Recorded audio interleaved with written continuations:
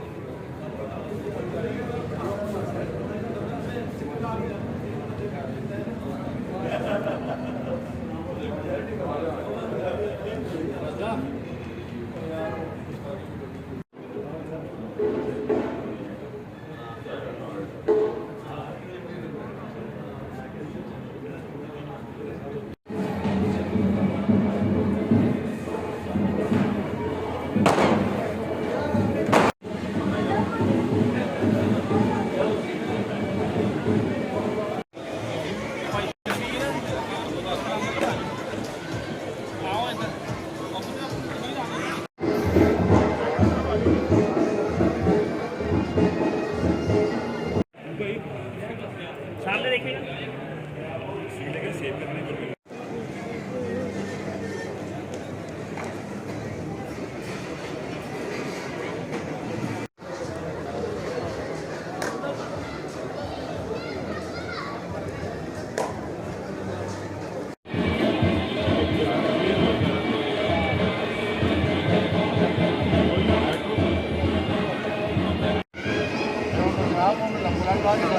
Gracias.